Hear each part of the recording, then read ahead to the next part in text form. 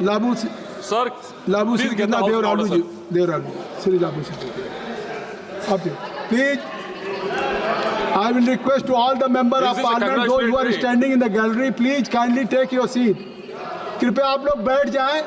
कृपया दूसरे speak. We're not feeling any insecure, but we want कृपया आप सब बैठ to जाएं. be more All polite. I will request to everybody, please kindly. We're trying to speak if you can क्यों put the house into the क्यों order. आप लोग खड़े हैं? कृपया आप लोग बैठ We जाएं. respect you when you're आप speaking. सब लोग We बैठ expect जाएं. the same respect.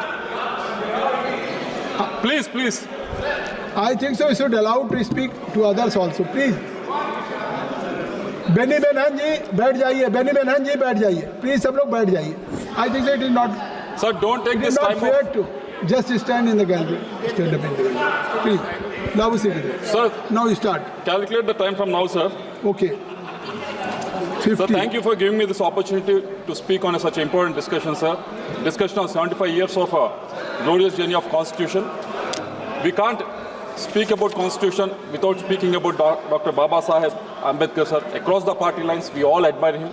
Such a great personality who has faced numerous discrimination, but still, instead of drowning himself in sorrow, he has made his life mission to make sure whatever he has faced, unlike him, none of the Indian citizens coming from any religion, any caste or any creed should not face any discrimination like him in the independent India.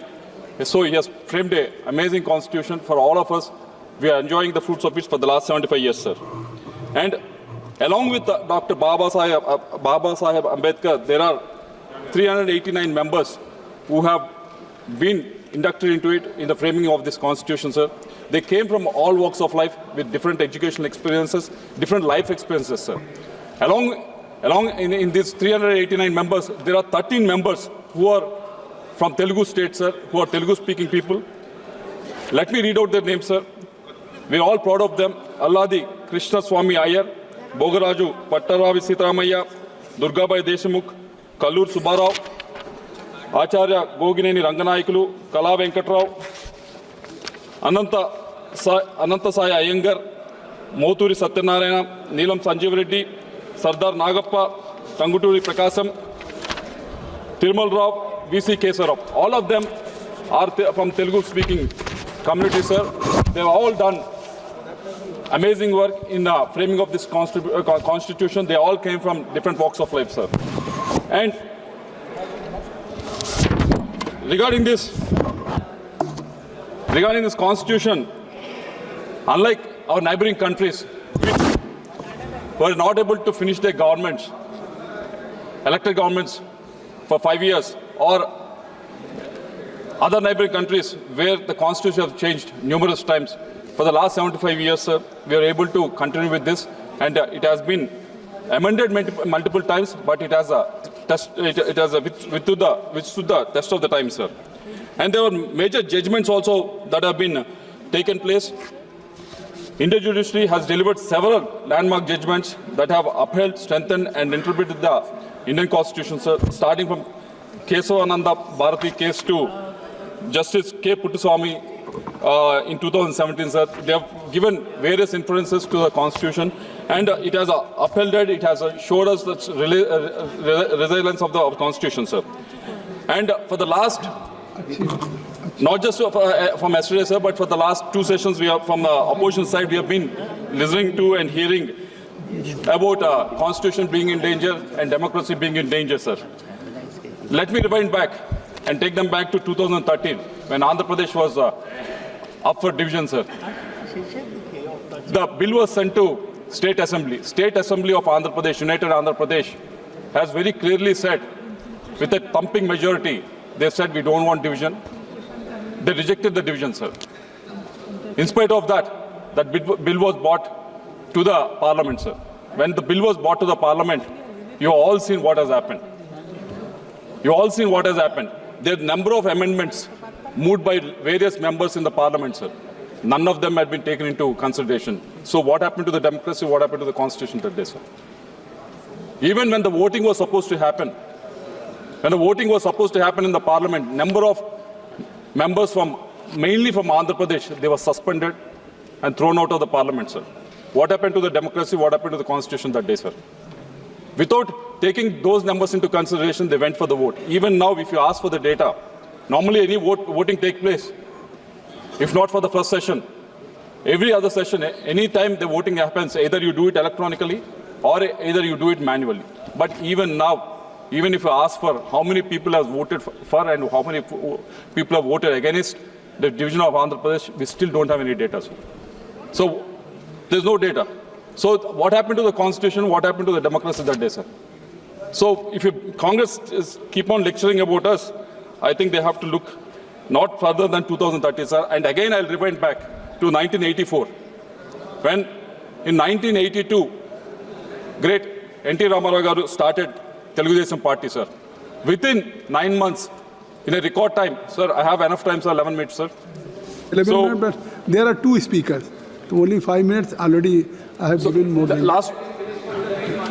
One more speaker. I think so, one more speaker from your party. Speak. So in 1982, when the time constraint is also here. N.T. Ramarao started Telugudesam Party within 9 months. In a record time, he has formed the government in Andhra Pradesh, sir. After formation of government, within 1 year, in 1984, when Congress was in power in central government, Mr. N.T. Ramarao garu, because he has heart ailment, he went to United States for the heart operation, sir. When he was in USA, again his government was brought down, sir. So I want to question the opposition when they talk about democracy and constitution. What happened to the democracy and constitution that time and that day, sir? So I can give you multiple examples, sir, and my colleagues and my NDA partners will give multiple examples. I don't want to go back to emergency. I don't want to go back to how multiple judges have been superseded and given the judgeship to the third or fourth in line. So I don't want to go back, sir. But these are the two examples I can give from my Andhra side, sir, regarding when they talk about constitution and democracy, sir. But there were number of last 2 minutes, sir. Just indulge me for 2 minutes, sir. I'm coming to some of the amendments that I can suggest, sir. There are number of amendments that have been taken place in the last 75 years, sir. There are almost 106 amendments that have taken place in different governments, sir. And obviously, our Constitution is very flexible, and also it is also rigid, sir. Wherever it needs to be flexible, it is flexible. Wherever it is rigid, it is shown in the various judgments that have been given by the Supreme Court as well, sir.